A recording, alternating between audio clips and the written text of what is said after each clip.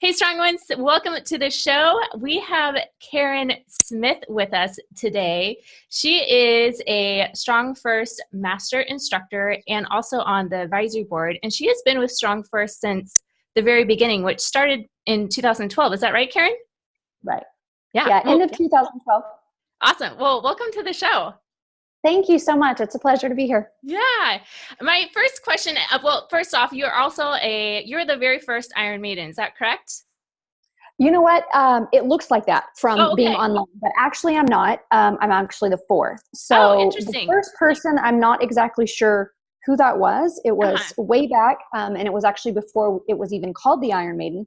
And then the second person was Asha Wagner, who's one of our team leaders. Right. And then the third was Valerie Headland, who is also a team leader, and then myself. So we kind of all were in the early years. I did get it in 2012, early 2012, when we were actually the RKC. So I got it before we switched over. So got it. Okay. Awesome. Well, thanks for clarifying that. Yeah. Now, what inspired you to do the Iron Maiden? You know what? It was really just seeing the Iron Maiden at the certification, the first one that I went to, and a friend of mine actually attempted it. We didn't know what it was. And, they got called up at hey, anyone want to do this challenge? And she was really strong and could already do the press. So she was like, we kind of egged her on. We're like, go up there. You're really strong. You can do this. And so she went and attempted the press, but didn't do the others, which wasn't a surprise. It wasn't something that she had trained for. Right. But it just really inspired me to be like, you know what? No one's really done that. At that time, it was only that one person that no one, I hope at some point someone knows who that is, but I don't know the name of the person that was the first person. And so it was like, wow, that would be really cool to be either the one of the first, in those early years. So it just really kind of drove me. I've always been really goal driven, and I was loving everything about kettlebells and strength. And so it was just kind of put on my radar, and it's something that I decided to do. It took quite a while, but it was really cool. Awesome. Now, how long did it take you to train for the Iron Maiden? I would say officially off and on, it was probably about 3 years. Okay. I did not, even when I went to my first kettlebell cert, I didn't even have a pull-up. I had never been able to do one, and actually got my first pull-up by accident. So I was showing someone that I could not. They were like, oh, you have to be able to do a pull-up. And I'm like, no, really, watch.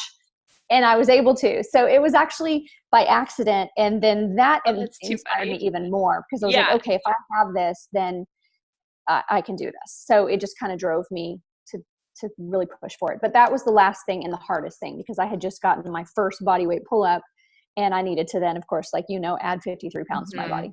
Mm-hmm. Yeah. So, let's talk about that. Because the listeners know that I've always naturally, just by my genetics, been able to do pull-ups. But when I added weight to my pull-ups, that's when I was like, oh shit, I really have to train this. What mental game do you kind of have to change when you start adding heavy load to your training? Well, it's funny that you say what mental thing, right? Yeah. Because it is truly a mental thing. I think for women, for so long, we've always been told that it's something that we couldn't do, right? Or that if we lifted weights, it was going to make us bulky. So why would we want to add more weight to a skill that's already really one of the most challenging skills for women? Mm-hmm. So I think the mental thing is really key. You have to kind of get your mind right, and it has to be something that you really want. And as you know, one of the biggest things with pull-ups is having the right percentage of muscle mass and body fat, right? Mm-hmm. Because if your body fat's too high, it's just going to make it so much more challenging. And you have to, if you think about this when you're training your clients or your students, is you want to give them something that makes them feel successful. So you can't have them go to a skill that, one, terrifies them, and two, they're so far away from, and just keep pushing it. So it's getting their mind right and understanding, what it is that they can accomplish, but then also getting all the other things intact. Because for me, if my body fat was too high, then I couldn't do my pull-ups, but my press was really easy. Right. And if I switched it and I got light enough for the pull-up, then my press was really hard. So it's finding that ideal balance between them so that you can get all three at the same time. Yeah. I think that was probably the most challenging part with training, was just the balance of staying on that peak level for all three lifts. Like if I increased my pull up, then my press would go down. Or if I increased my pistol, my press would go down, or one of the two. Like there was like this weird balance between the two. What advice do you have for training those three all at once? I would say the biggest recommendation is don't jump in too fast. Like I've had people call me, because that's something that I train a lot of people for. Right. And if you're really far away from all three of them, you're narrowing your focus too soon, right? You just kind of have to bring up that strength level, like overall strong, like get all of those things to a higher level, and then you can specialize. I wouldn't go to narrow your focus too soon, or one, you're going to get, most people just get bored with it. They're like, okay, I'm going to move on to something else. This is taking so long. And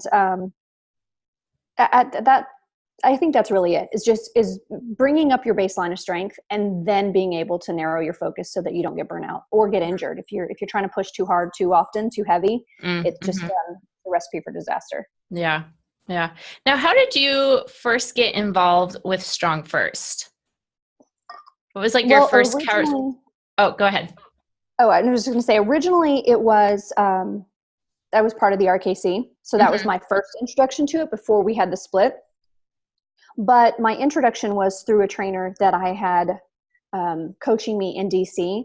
I had, and I hate to say this as repeating for people that have listened to other podcasts, but what had happened is my ex-husband was military at the time. So my husband at the time, we had to move from San Diego to DC. And for me, I was miserable. I was just like, this is crazy. I've come from beautiful, sunny San Diego, and now I'm in DC and I'm in the cold. It's snowing. I had never been in the snow. Oh no. And I had a toddler. And so I'm living in a residence inn for 5 weeks with a toddler. And I was like, okay, I have to find something to do. So I started going to the Gold's Gym there. And at that point, I met this trainer, and I just wanted something different. You know, I had been training for years, but it was just that time, like you have a baby and you just want someone else to tell you what to do for a while. And that's pretty much what I did. So I started training with him, and it was kettlebells, which was something that I'd never done before. And he was just like, hey, you picked this up really quick. Like, why don't you go to this certification with me? So I had no idea what I was getting myself in for. And it was amazing, but I didn't know what I was going to. I didn't know who Pablo was. Like, I had been this stay-at-home mom for, a couple years. And it was like, actually the trip to my certification was my first time leaving my daughter after she was born. Okay. So it was like my first mom trip, and I was going to get certified. Oh, that's too cool. I love it. Yeah. So it was interesting, but I kind of joke when I tell people the story, it was like the heavens opened. It was like, oh, I'm home. This is like where I'm supposed to be. Like I found my people, and I never looked back after that. Cool. How has fitness and training anchored you through like some difficult, challenging parts in life? You shared that story of like, that was a big transition and that's how you found fitness. How has fitness or kept you anchored through other parts of or times in life that have been challenging for you? You know what? Fitness has pretty much, I've been involved in fitness pretty much my whole life. Like that was my transition kind of back into fitness after I had my daughter with the kettlebell part. But really, it's pretty much been my whole life. So anytime that I'm down, like fitness is my thing. Yeah. And I can tell you, like working through the hardest time, and if I'm being completely honest, I've been going through one of the hardest times right now. And we can get into some of that. It's just a little bit different of a story. Yeah. And I think really my strength is what's getting me through right now. And if without that, I would probably just not want to get out of bed. I mean, it's kind of crazy. But that's just what keeps me going. And if I'm down about things, it also like last year, my dad had quadruple bypass. And during that time, I had to get my mind right. And I had to kind of make sure that I got my fitness in so that I wasn't like completely out of whack while I was dealing with all the emotions from that as well. So I think it can be a really great thing for just all different aspects of life, as long as you kind of have your mind right and you're able to move and just, even if you're not doing your normal routine, but just some sort of movement. So if you're walking more or you're stretching, you're just some sort of movement that's going to keep your head space clear. It's kind of how I think of it. Yeah. And how's your dad doing now? He's doing good. He's recovering, or he was doing really well from that. Then they found out that he had kidney cancer. And so Wow. earlier this year, he had a kidney removed. So now he's kind of in the recovery process again, but Yeah. he's doing good. He's in the gym. He's walking on the treadmill and Nice. I love it. doing his thing. So it's, I'm happy to see him back doing that stuff. Good. Well, and I have always found, and maybe you can relate too, of just like when other people, especially family members whose health isn't, or is challenged with some type of crisis like that, I always am like, okay, I really have to up my game because I need to give that energy to them, like that healing energy almost. It may sound a little woo-woo-y, but just like sending that positive energy out of like, I'm taking care of myself so they can know that I'm here for them and feel that support almost. Do you have anything to add off of that, of just like making sure you're staying grounded so you have the strength, not just for yourself, but for like other people within your family when Yeah, going through a absolutely. crisis?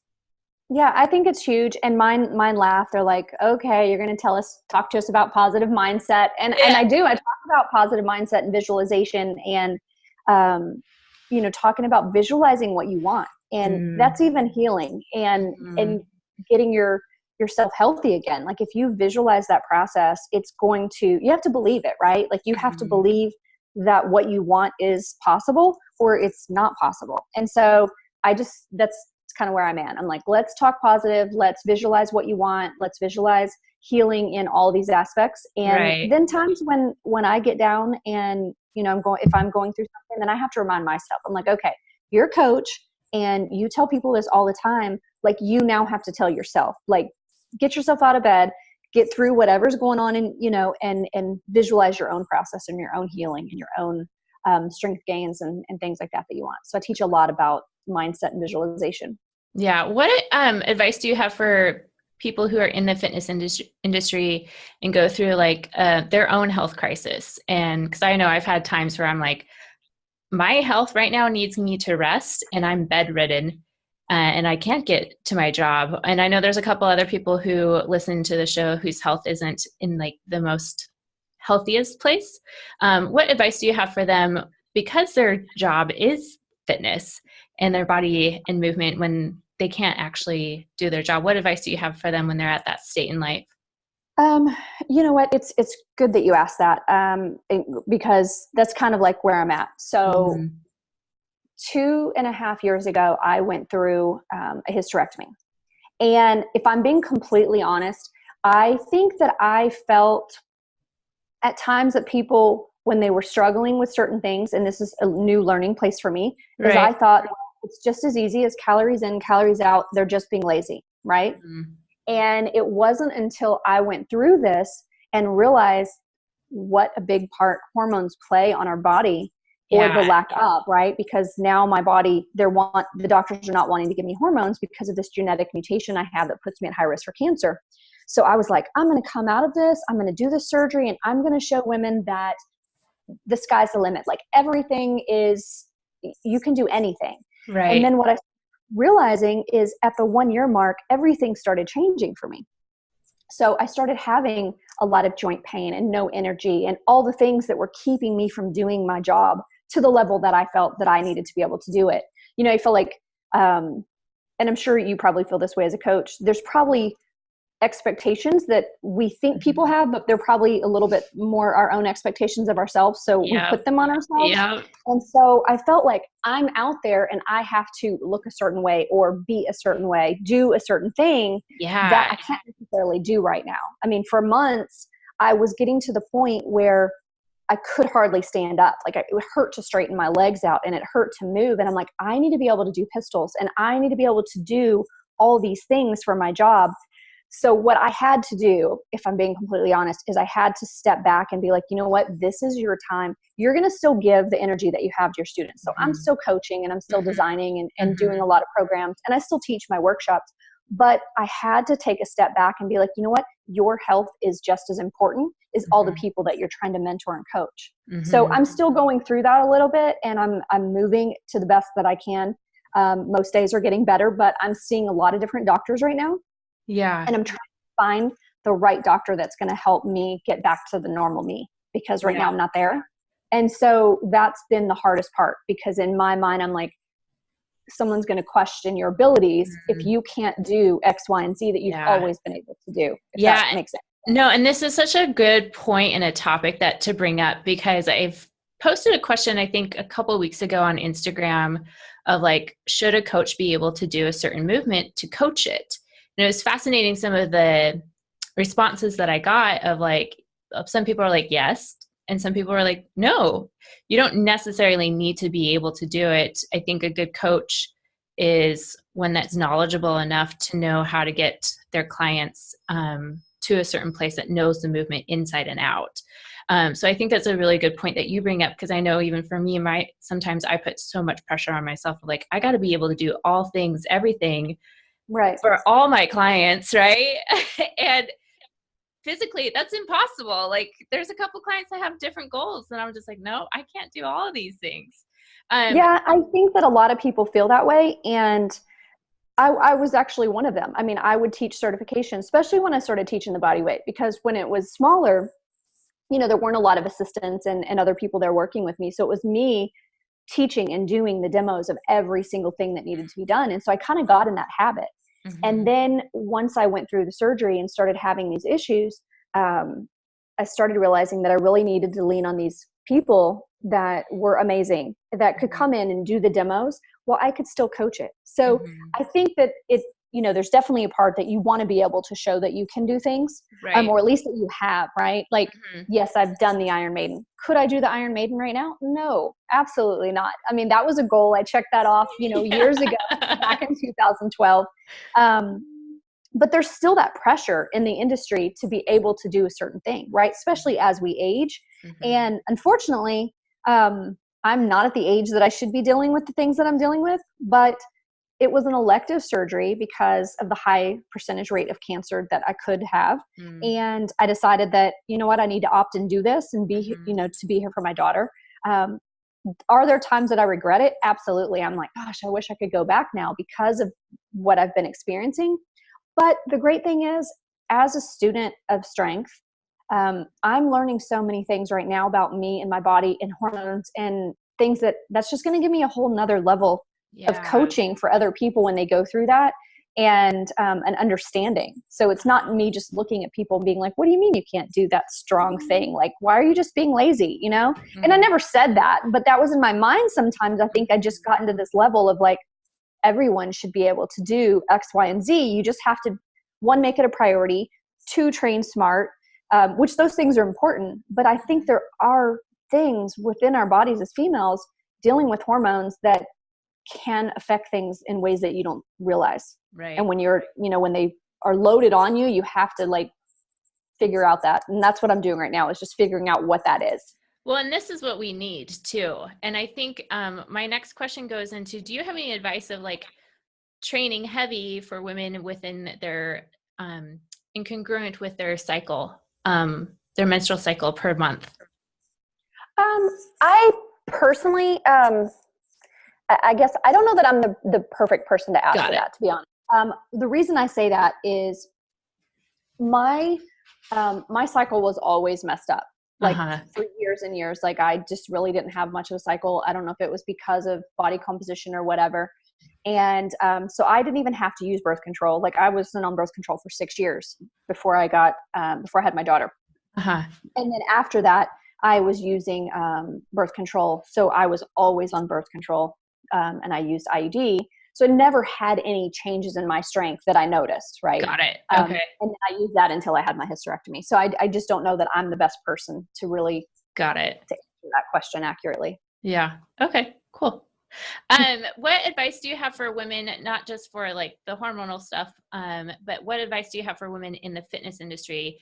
I think it's changing with the more women being involved with the fitness industry, but it has been more of a male dominant industry. I remember when I first started training, the place I was at, I was like one of the 20 trainers, one female out of the 20 trainers that was at the facility, and it was all the rest of it was dudes. And I felt like I like lived in a locker with guys. Like, yeah,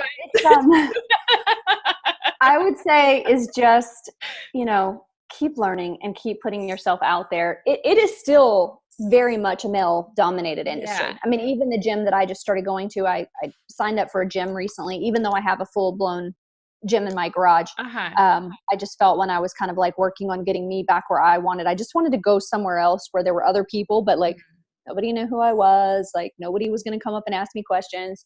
I wasn't coaching anyone. I could just focus on me for a while. Yeah. So I go to this new gym and there's one female trainer and probably 10 dudes.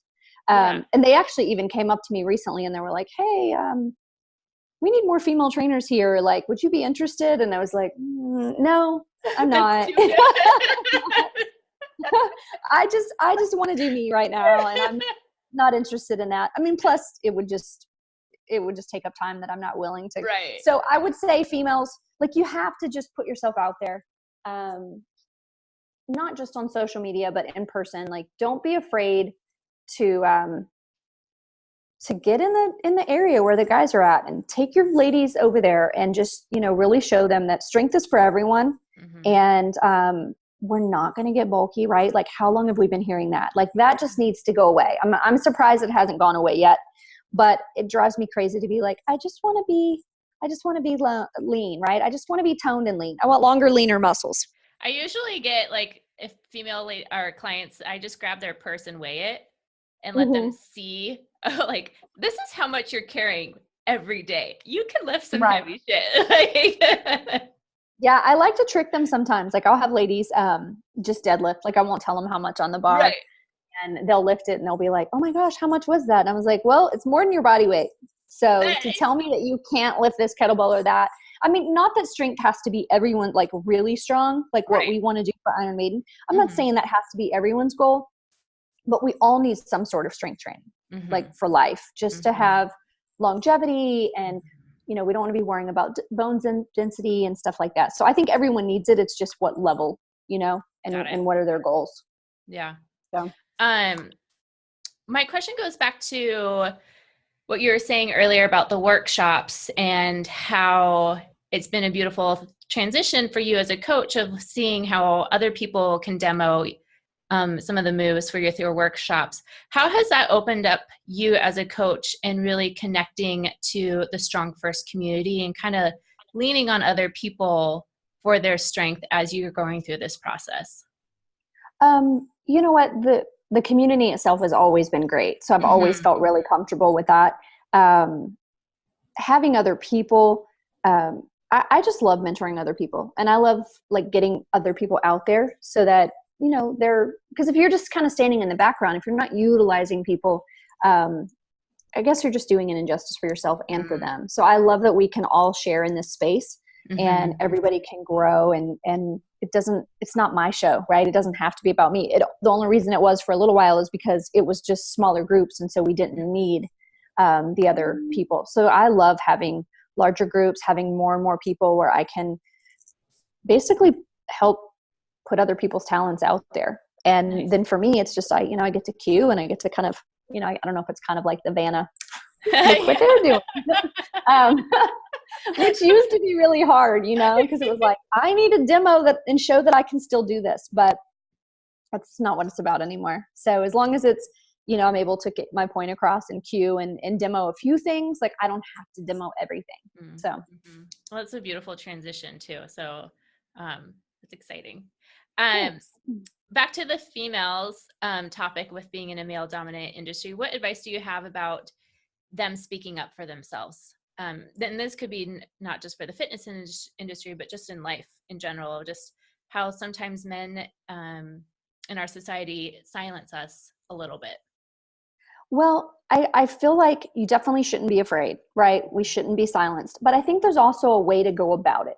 I think there's been this big shift, and I'm probably going to get some hate here from this, but there's been this big shift of we're either silenced or we've gone so far the other way that we are absolutely like everything. We're offended by everything. Like I want to make a shirt that says I'm offended that you're offended because it seriously, and it drives me crazy. Not everyone is trying to offend us, right? Not everyone is trying to mansplain us.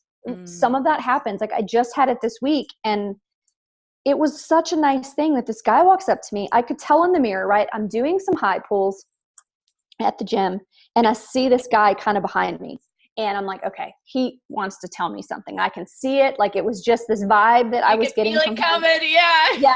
And so he walks over and he explained that he's like, hey, he was really nice about it. He wasn't like, hey, you're doing that wrong. He was just like, hey, would you take a tip from me on your kettlebell swing? And I was like, sure. So I let him tell me what he wants to tell me. He was really nice about it. Basically wanted to tell me that I should be squatting more for my swing, which is not necessarily what, how we do the swing. Right. But, and I wasn't even doing swings. So what I did is I let him finish talking. He told me that this is how he was taught when he was playing pro football and wanted to give me advice. So of course I take it. I could have been nasty to him, right? Mm-hmm. And I think that's what people are getting now. That's where I was saying is like, there's been this shift of every man is trying to like keep us down, when I don't necessarily think that that's the case. So I'm sorry in advance for all of those people that are going to hate me for saying that. No, this is so good because you're so accurate. And I think I've had a couple of conversations of like how we've gone way too far to the other side as women, and we are now silencing the men almost. Like I'm all about women or empowering women, but at the same time, let's like remember, like, we're all human beings. We can't do like silence one's half to give the other a voice. So I think that we all should have our voice. We should all, it's about being equal and being in a space where we can share and everyone can grow. And so, and that's exactly what I tried to do with him. He wanted to tell me about being a pro football player and how he learned. And then I said, well, can I give you a piece of feedback? And he said, absolutely. And I said, well, I appreciate what you're saying. However, I'm not actually doing a kettlebell swing. I'm doing what's called a high pull. Have you ever heard of that? And he said that he hadn't. And I said, well, it's actually one of the progressions that we teach at the kettlebell certification that I am a part of. And it is a transition into snatching. But the reason I'm doing it here today like this is that the bells at this gym are very rough. And if I wanted to proceed all the way to snatching, I would be ripping my hands today. And so he was just like, wow, that's really cool. I guess I can learn something new every day as well. And it was just this really good exchange. It wasn't me being like, why are you talking to me that way? Like, you don't know what you're talking about. It was just a nice conversation between two people. We exchanged names, and then he went back to doing his barbell lifting with his guys, and I went back to doing my high pulls. So I think that there can be a way to stand up for yourself and respectfully have a conversation without feeling like every man is out to get you. Because I just think that's where I think it's gone a little too far. Yeah. And that's something I'm learning right now. So I love your story that you just gave, because you honored his voice, and in doing that, he honored your voice, and just respecting him as a human being, like he did the same to you. So that's a great story to kind of go off of and just keep in my back pocket for myself. Yeah, I think it's just how we approach people. And I just think we just need more kindness, and it doesn't have to be, everything doesn't have to be you don't have to be offended by everything. Mm-hmm. Everything's not offensive. And this is the way I take it, but I think there's too much of that nowadays, and everyone's being offended by everything. So I'm going to start I'm going to start that series. Actually, I'm probably saying it here, and someone will already make it really quick, because I'm like, look, my other shirt would be offendedness is making America weak, right? Everybody's getting offended by everything, and it's just messing with all of us. Snap. Preach it. Anything else about that topic? No, not really. No, I mean, that's it. I just need to finally get the shirts out, because it's just, I just get annoyed by everyone being offended, and I think it's just gone too far. It's like, let's just be kind and love each other and share kindness in the world. Yeah. All right. What else do I have for you? Business. Scariest thing about business that you have done? Oh gosh. Scariest thing in business. I would say probably opening my gym at the time that I did. I had, I'd been home for a couple years with my daughter, and I decided that it was time to open a gym. Actually, I was supposed to open a gym with a gentleman who got me to go to the first certification. Oh, okay. And then the military moved us, and I was like, okay, this is it. This is time. Let's make this leap. Yeah. And I made the leap while my husband at the time was deployed, and he came back and he was like, what did you do? what is this? Yeah. And I'm like, yeah, this is it. I'm taking the leap. I'm starting this business and following my passion. And so that was probably the scariest thing would be to, when I started that. And then of course, again, another scary time was closing it. I closed it when I got divorced and took everything online and workshops and traveling. So 2 kind of scary times. Yeah. Can you talk a little bit more about the leap? Because I know a lot of people in the fitness industry, I think, are at that place of like taking that leap of faith within themselves. And how does that relate to taking a leap, like doing a certification and the correlations of like physically training, but also training like business stuff? Gosh. Well, first thing is make sure if you're in another job, like while you have that income, start doing all your certifications, right? Do all of that stuff first. That way you're not in this bind of, now I have, all these extra bills from opening a business and I still want to get these certifications. And then you have this stress of trying to manage all of that. Because the other thing is every time you leave for a certification, you're going to have to close your business, which is unless you have really great people working for you, which that takes time. That's just another stress on you. So don't jump completely into opening a business. I would say if you're not in, or you're just getting started in the fitness industry, get your certifications and then start a little bit of side work before you actually open a gym, because that's the biggest stress. There's so much that goes into it. And if you're not a business person, like I ended up hating the business side of the gym and I loved coaching. So that was the hard part for me, is I didn't want to do both, but I kind of had to do both after I made the leap. So I made sure that I had enough people that were coming to my garage to train with me, just neighbors, that I could at least cover my rent before I made the leap, because I had to do a small build out. I took out 2 credit cards to kind of get the space ready. And then I was like, okay, this is it. But I was married at the time and I didn't need the income, right? We had his income, so I could take this leap, and I didn't take a paycheck for 2 years. I paid off what I built the business with. So if I was single, I would probably find a space within someone else's gym and just rent a space, something on a lower scale, until I built up my name and my clientele before I took the big leap of like trying to open my own space. And then make sure that you have a business plan and and understand business. Like, is that what you want to be doing with your time? Or do you truly just want to be coaching people? Yeah. I think that what you brought up is a really good point, because I think with business, a lot of people think, oh, I'll just be able to coach more and have more freedom of how you want to coach, where now you have like a lot more responsibilities that's not coaching. Yeah, you got to make sure that the floors are clean and the bathrooms are clean and the trash is taken out and that people are paying their bills on time. And if you're not a salesperson and you're not, into like really hunting down money for that type of thing, like you have to be on your game. Like you have to know. And then you also have to know the legal stuff. I can tell you stories of people that I had hired, and I had them as contractors, but legally the way that it was written up, like some of the stuff would have put them into the employee category, and some of the items that they were doing could have put them into the contractor. And then when you have a disgruntled employee and they go to the city and try to get unemployment, but they're a contractor and there's that gray area. Oh, interesting. They wanted all back taxes for years of, they thought because I told them to like kind of like clock in, but not really clock in. I just had them write their time down on a time card so that I could pay them for their contract work. That was something that was very small that put them into that category of employee. And then a couple other things. Anyways, I fought it and I ended up winning, but it would have like bankrupted me if the other person had won. So you have to know that you have all the legal side like squared away, and you have people that you can trust, and you're not falling into these like crazy business things that just will take you out of your passion, which is really the coaching. Now you kind of transitioned from the gym to online. How has being on like social media kind of changed the business side of things? Social media is, I think it's good for it, right? Like once you build your name, it makes things easier as far as being online. But I don't think that people should jump to online too quickly.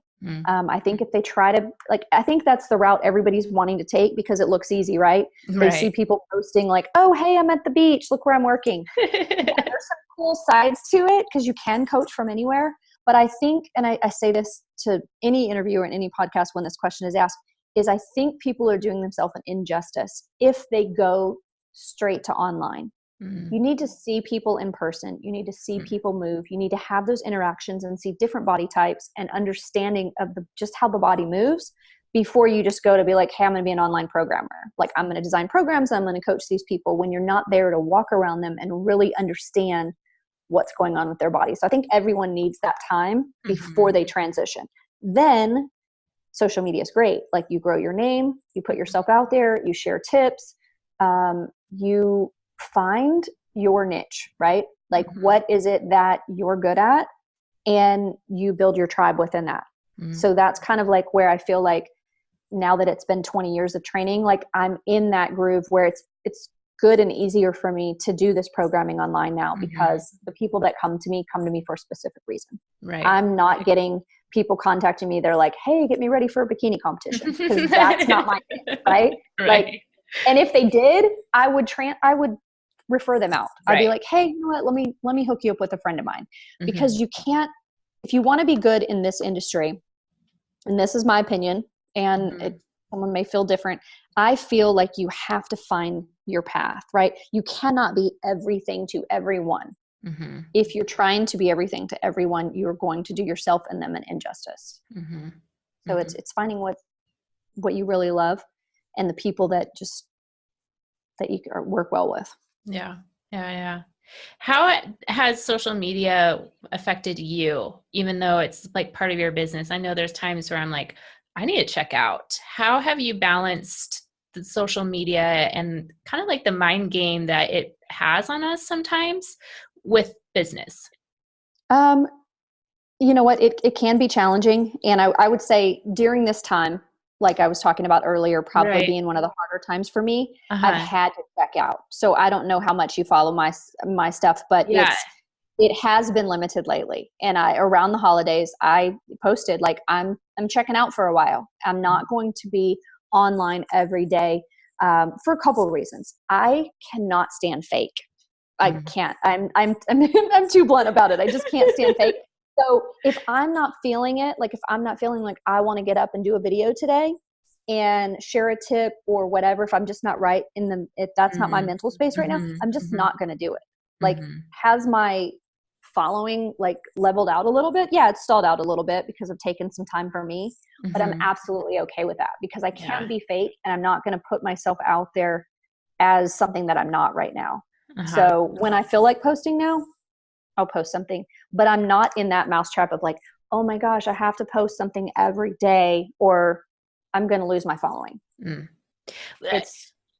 we have social media is such a great tool, but now at least something that I struggle with like is the number games of like followers. What advice do you have about like the business side of it, of like still creating the followers and being loyal to your followers, but like not making it about followers? If that's, you know what I mean? It is. It's you have to, it's a bad place when you get into the comparison trap, right? And it is a trap. It's like, oh, well, this person has this many followers. Well, what are they doing? Right? We don't know. Like, we don't know what they're doing, and we shouldn't care what they're doing, really. It's not about that. It's about finding your space and your voice and trying not to compare. So I would say when I'm in that, if I get into that weird mental space, I don't look at it. Like, don't look at your own. Like, I don't know if you have a business page or not. It's a little bit different when you look at the analytics of your business page. It can really mess with you. If you're like, oh, I have this many followers. And then you look at some analytics and it's like, oh, I've lost followers. And then I've gained followers. And now it's this up and down. And it's like, well, why would they leave? Like, why, what did I do? And it can't be about that, right? Like, who knows? Like, what? You don't know from day to day what people are looking at or not looking at. And it's one of those things where, I had it happen this week. It was really kind of odd. It was around the time when I posted about the gentleman telling me that he wanted to give me tips on kettlebells. Well, everybody was like, oh my gosh, that was awesome. So there's all these great comments. And then all of a sudden this guy comes in and he totally starts attacking me on Facebook. And he's just like, and I knew his name and I knew that who I had met him through. And it was really odd. I was like, I don't know what I did to upset you, but he just, anyways, it doesn't really matter what he said, but he kind of like attacked me. And I found out that, you know what, it really had nothing to do with me. Mm. He's someone who has a drinking problem, Mm-hmm. probably was on a bender, and had a moment that he wanted to like freak out on me because I just happened to be what popped up. So it's things that we can't take personally because we don't know what else is going on out there. Mm-hmm. So if we wanted to take every little thing that's said to us, it'll just put you in it. Like I said, it'll take you back to where you just don't want to get out of bed and you'll be like, what's wrong with all these crazy people? You know? So I would say if you're in that space, like don't read comments, don't look at how many followers, don't look if they're growing, or just don't even look at the analytics. Post what you want to post. Mm-hmm. And when I'm not wanting to post other things, then I'll post, I don't know, like I posted at the beach, post my feet. Yeah. I mean, something different. Which, I mean, that's just a whole nother thing that kind of gets comical. So then that brings on a whole different types of comments and messages. Right. But anyways, it's just funny. So I just try not to compare because we're all in a different space and there's enough out there for everyone. Yeah. Yeah. I think that's the biggest mind shift in just to remember of just like, if we really focus on the mission of us improving other people's health, then that stuff doesn't matter. At least that helps me of just like not getting into that comparison trap. If like really just focusing on like, what am I passionate about and why I got into this field was to help other people versus getting the followers, which is such a mind trap sometimes. Yeah, it definitely is. I mean, I think it has its good points and its bad points, and the bad points are the comparison stuff, right? Mm-hmm. Because everyone wants to put just their show reel out, right? And that's why I said, if I'm not feeling it, I'm not going to be on there, or I'm going to limit my time because I just can't be fake about it. But what it is good for is if you are starting a business, it's quicker to grow your following. Like for me, when I opened my gym, it was needing to get known in my area so that my gym would grow. And social media wasn't really happening yet. I mean, I think I started Facebook in 2008 and I started my business in that year as well. So it wasn't like Facebook was what got me grew my business. Right. It was, what was I doing in my area to become known for kettlebells? So it's just a different world. I think some people can use it now in a really good way and grow their business a lot quicker. Cool. Now, why kettlebells over any other type of fitness that you've done? I mean, you've been very active your whole life, but why kettlebells? You know what? I still use all the other modalities as well, especially in the last couple of years because I was running the bodyweight division. I kind of took that shift and really went bodyweight strength. But I was a gymnast as a kid. Okay. And I did track and cheerleading. And my first coaching job was in high school. I coached little kids gymnastics. So I've always been in some sort of like helping coaching type of thing. But it was the kettlebell that really changed my way of thinking and actually changed my body the quickest after I had my daughter. So I was in the gym 14 hours a week, just like an hour on the treadmill, an hour doing, whatever else. And when I learned the kettlebells, it took my training to 3 hours a week. And I just haven't looked back from that. It was the philosophies that we use within the organization and the principles that we use that just changed the way that I train myself and then I train everyone else. Cool. Love it. Love it. What's your favorite exercise? I would say if we're talking loaded exercise, one of my favorites would probably be single leg deadlift or some variation of that because I think there's so much carryover with that. But if it's body weight, it's the one arm push up for sure because same thing. It's cool. Well, and the pull up. So I know that's like 3, but it's kind of like where I'm at right now. And I'm actually doing a workshop in a couple weeks. And that was the question they asked me. They're like, okay, we want you to cover like the 2, I think we were started out as 3, but we've knocked it down to 2 because of the space that we have, the 2 exercises that every female should have in their program. And I'm talking about the one arm push up and the single leg deadlift. Can you explain more why specifically women should have those then? Well, it's actually not just women. It's just this happens to be a women's workshop. So that's kind of the spin we're putting on it, but it really is like anyone. Okay. I personally, in my personal opinion, is when you're working single side exercises, you're going to fix first you're going to find asymmetries that you have in your body, and you're going to be able to find them quicker, and you're going to be able to fix them quicker. So you're going to be able to level out those strengths. Now, no one's going to be 100% symmetrical all the time, but it is something that will help you. Both of those drills require balance. You want to build stability in the joints that you're working, but they're also both full body. Well, one arm push-up more full body than the deadlift, but they're still both pushing and pulling. And then you're, of course, on the deadlift, you're hinging, but you're going to get balance, you're going to get strength. And I honestly, having those in my programs, I think have made a world of difference and kept me able to do all my other skills without really training them because of the tension required to really build those two skills. Right. Awesome. Sweet. What about your favorite kettlebell exercise? Kettlebell exercise, I would probably, gosh, that kind of changes time, just kind of what mode I'm in. I really like get-ups, heavy get-ups. I like snatching, swinging. Yeah. So I don't know that I have a favorite. I just, I really like pressing too. So see that I'm kind of all over the place. But I can tell you the body weight stuff has kept all those skills at a high level. So I don't have to train the kettlebell skills that often to still be able to do fairly high. Now, not high like Iron Maiden high, but like at least testing level. Yeah. So one thing I talk about a little bit with my clients is like, if they've kind of, life has happened, then they haven't been able to train as much, and they're like, I'm back at ground zero. And I'm like, no.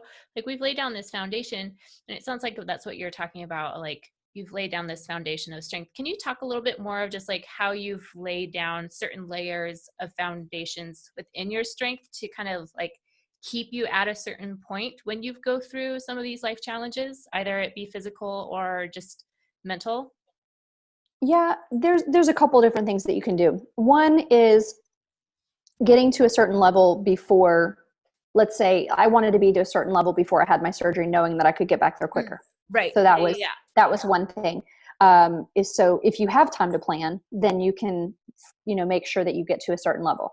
But also working through in your program, always having some sort of push, pull, hinge, squat, loaded carry, right, of some sort, so that you're working all of those things, not being so focused on pressing and then forgetting about pulling, or so focused on squatting but not hinging. So I think if you're well-rounded in your training and you're training smart, then you're going to increase all those levels to kind of like that new baseline.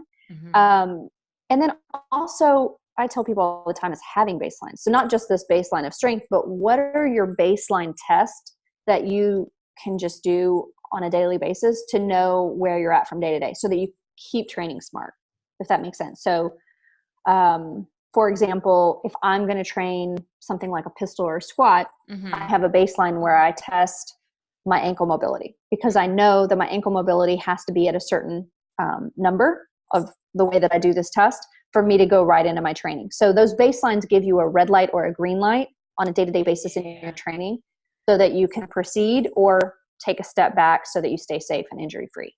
So there's that. What was the other question you asked me about that? I'm sorry, I kind of went off on a tangent. No, this is great. More of also just like the mental aspect of like how it like sets your, like what you're saying of creating that new baseline physically. How does that help you also mentally with some of the life challenges? Mentally, well, there's a couple different ways. So let's use the mental as in a way to kind of keep some of your strength. So this is let's go back to your word earlier. It's maybe a little woo-woo for people. Is actually visualizing yourself training when you can't train. So if you're visualizing the reps, you're visualizing the tension, so when I had my hysterectomy, the lady was like, I don't want you to lift anything more than 10 pounds for 6 weeks. And I was like, that's crazy. Like, I'm like, really? Like, I can deadlift almost 2 times my body weight, and you don't want me to lift 10 pounds. And she's like, look, your fascia is no different than anyone else's. You have to heal. You have to let, like, we did this robotic. So I had 4 incisions in my stomach. Oh, wow. And she's like, all that has to heal. Like, and it's so true. I was just kind of being stubborn, like, really, 10 pounds. But what I did during that 6 weeks, I did a lot of walking. I did a lot of visualizing of my training. And then at the end of that 6 weeks, I was still able to press what I pressed before the surgery. And I hadn't lifted more than 10 pounds in 6 weeks. So there actually have been some studies. I don't even remember where I heard about these, or I would reference it, but there was a study about visualizing training for an injury and how it keeps the people, like, they're not going to lose that much strength if they truly visualize the training process. So that's just what I do now. I wish I remembered where it was at so I could actually reference that for you. But it's I think it's key. Like, the mind is so powerful, and if you have to be positive. And so even actually, here's a funny thing, at the certs now, before people test with me, I have them all lay down in crocodile breathing. And I have them actually visualize everything that they learn. So where do you put your feet? Where do you put, let's say if they're testing like a 1-arm push-up, I have them visualize what that looks like before they come over and test with me. Like, I want you to see it successful before you come make it successful. Yeah. So I just kind of try to get the mind in the right space. I love it. That. Also helps if you're doing that breathing first. It helps kind of calm people, which because you asked me about that before we started. So they breathe, they calm, they see it, and then they come and perform it. Yeah, that's great. How does visualization help with attaining a new goal? So say like you, I guess my question is, did you use like any visualization when you were training for the Iron Maiden? I did. And actually, that was probably where I really got into it. Because I was at this kind of sticking point, and this girl asked me, she's like, well, do you do any visualization? And I was like, well, what do you mean? And so that's really where I started practicing it. And I wrote an article not too long ago about the Iron Maiden. And I think this part actually got taken out because, again, kind of woo-woo, right? Like, it sounds a little weird. But when I visualized it, I would lay in bed at night and I would close my eyes and I would visualize every part of the Iron Maiden. Like, I'm there, there's the crowd, like everyone is there. And I would visualize, like, especially my struggling points, right? I had the pistol forever, and then I maintained it, and then I got the press and maintained that. And then I had to work for a long time on the pull-up. But I would lay in bed and I would close my eyes and I would visualize, like, where are my hands going? Like, how far are they? Like, what am I doing? What am I doing with my lats, my body? And I would visualize pulling over the bar and, like, getting it to that spot on my neck and then hearing everyone yell. Now, the weird part that I think is a little woo-woo is when I did the Iron Maiden, there were people right in front of me, like probably as close as, like, maybe a little bit further than where my screen's at right now, but they were right there. But I saw nothing but black. It was like I was in this black hole and I was just doing what I came to do that day. Like, I knew it was happening that day. And actually, no one even knew I was going to do it. I showed up to that workshop and I asked Pavel, I was like, hey, think maybe I could do the Iron Maiden this weekend? He's like, I think we can make time for that. Nice. So it was just like, I had visualized it and I saw it. And the weird part is, I'm like, did I see that black hole because I always closed my eyes and I was doing it at night before I went to sleep and it was dark? I don't know. I mean, that's the weird part. Yeah. But that's how it was that day. Like, I didn't see anybody in front of me. It was just like, I'm here to do this. And I remember reading parts of that article now that you mentioned that. And my question goes to, is that also part from your background from athletics too? The visualization? Yeah. Like, I guess from the question stems more from like my own personal background from athletics. Cause I know there would be times where I would play basketball and I couldn't hear the crowd. Like, I would just be so much in the zone. Does that, or I didn't really visualize that. I was just like in the game. Yeah, I mean, maybe, because even back then, if I look back to like gymnastics or cheerleading, I just always had something that I saw or I would say. And so for example, let's say before I was going to do a tumbling pass, I would always stand there, even if I was at home practicing or if I was on the mat, wherever I was at, I would always kind of in that quick moment be like, whatever the challenge, whatever the test, whatever you're striving for, give it your best. And then I would go. So it was like, I always had that, just that drive, but I needed something. So I had whatever it was, if it was a visualization or if it was a comment of, before I did my pass. I mean, I don't know. So it's like just kind of getting me in my zone. Can you say that again? Oh yeah. Whatever the challenge, whatever the test, whatever you're striving for, give it your best. I love it. I think it was on a gymnastics poster that I had hung in my closet as a kid. And so it just became my mantra, I guess. Like that's what I'm going to do. I'm going to go for whatever it is I want, and I'm going to give it my all, no matter what it is. That's so good. I love it. I may use it. Well, awesome. We are getting close to the end. Do you have anything else that you would like to add to the list for the listeners?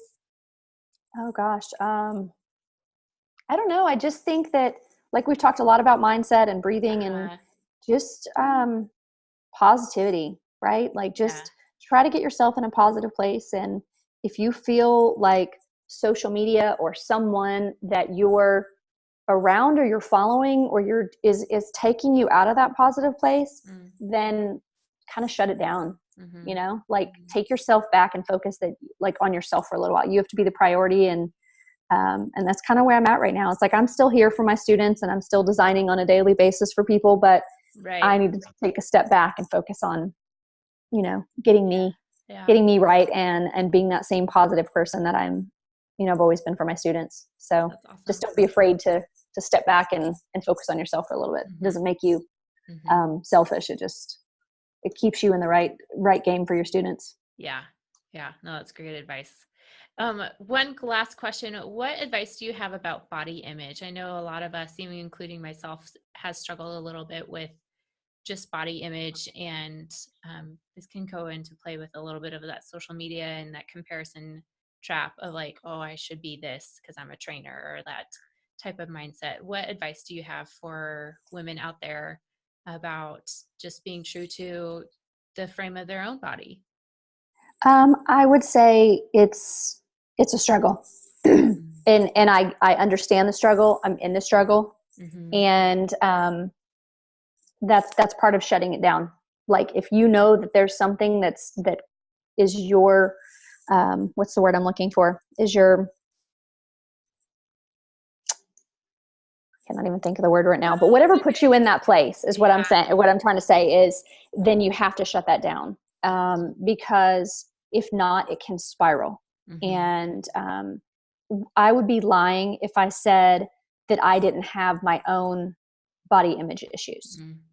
You know, it's never taken me to the point where I've gotten to the extreme of like eating disorder, but it is something that I struggle with. I'm a perfectionist, and right now, with seeing how all this stuff with the hormones has affected my body, and I don't talk about it that much because I feel like I know I'm still fairly small. So if I talk about it, what does that make people think about them? But it's not about them, right? It's not about anyone else. I want people to be happy in their body, and I want to be happy in my body. But if I came on and said, oh, just be strong and whatever, then I would be in that fake space because I'm not there right now. See what I'm saying? Yeah. So it's me being, that's part of my taking my step back and like just focusing in on me and figuring out what I have to do with the doctor so that I'm in my good space.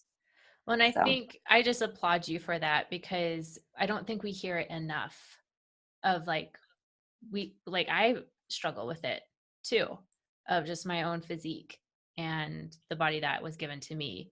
So I'm just grateful that you have the courage to speak about your truth and what you it's the industry is I think the industry puts even more. It's not that people are trying to, but just being in this industry and being perfectionist causes us to put that pressure on ourselves. And I'm right there. I'm trying to work through it. I mean, here's, I guess, a quick story so last week I went to, I was on spring break with my daughter, and, you know, and I want to teach her not to worry about her body, right? It's not about always what we look like, but it's hard because there's that pressure of myself. And I remember being in a space where I'm like, well, I didn't want to be on the beach last week, which is just, it's dumb. When I really kind of get into like thinking about it, it was dumb, right? There were all these people out there that were way less fit in tiny little bikinis, and they were feeling great. And I was like, you know what? That's awesome. That is so awesome that they will do that. I'm not even wanting to go on the beach in a swimsuit. And I had to really kind of check myself last week because it was dumb. I'm like, when am I ever going to see these people again? For me to put that much pressure on myself, like they're going to be looking at me and wondering why I'm not as fit as I feel I should be, right? It was really dumb. But it was something that really made me think last week. And I was like, okay, you gotta get your mind right. Cause that's just crazy. Yeah. No, thank you for sharing. What advice do you have for moms that are listening about raising their daughters and helping them not have some of the body issues or body shames that we may have grown up with? Just being open with them. I think we have to. For a long time, I didn't. I didn't talk about it at all. Like if I was feeling something, because I was like, oh, if I'm worried about the way I look, what's that going to teach her? But then I started realizing that's not even coming just from me, right? She's in an industry, she's in a competitive cheer world where all that's coming from other people as well. So I started being more open when I was having my thoughts or my struggles and started kind of talking through them with her so that she can learn that we're all going to have these ups and downs. And sometimes we're going to get our minds in a crazy place. But as long as we're making healthy choices, that's where we need to be. And it's not about just our body. It's about our hearts and our mind and kindness and treating people the right way. So I just try to kind of change it, but I'm open about it. I don't hide the fact that I'm like, man, things are a little bit softer right now. And she's like, Mom. That's too good. Yeah, I think we just have to be open and honest with them. It's just one more thing that if I wasn't honest with her, I think it would be just one more thing where I would feel like I was being fake. Mm-hmm. So I just try not to put pressure on her. Like if she's thinking something's like, she'll be like, oh, I feel so bloated right now. I'm like, you have a 6-pack and you're this big around. Are you kidding me? Stop worrying about your body. Like you are beautiful. So I do that with her, but then she'll check me sometimes too. She'll be like, well, you said So, well, I love your mother-daughter relationship. From what I've seen online, it just seems like you guys are very supportive from each other. Anything advice about the mother-daughter relationship and how strong that type of friendship is? You know what? It's like any other relationship. I think you have to work at it. I don't like being away from her, but it's the job that I have. And I chose that choice to travel more because I felt like it was a better way to support her after my divorce. But especially mother daughters, like you're going to have like really great friend moments. And then you're going to have like these butt head moments, or at least we do. Her dad says that it's because we're too much alike and we do butt heads, but she's amazing. And I wouldn't change that. I mean, she really is like my biggest joy. And so I just say, share as much time as you can because it goes so fast. Cool. Awesome. Well, thank you. Anything else, like anything workshops or anything like that coming up for you, or what can we expect for you from? Oh gosh. What do I have coming up? I'm speaking at a women's retreat in Roanoke, Virginia in a couple weeks. Cool. And then after that, gosh, what I have, I'll be teaching the bodyweight cert at the Dome. So the StrongFirst bodyweight cert. I'm teaching a bodyweight cert in San Diego, Poland. I'm going to Poland this summer to teach. Fun. And Dallas, Seattle, Atlanta. So kind of a little bit of everywhere. I'm teaching a lot of the bodyweight, and then I'll teach a few kettlebell as well.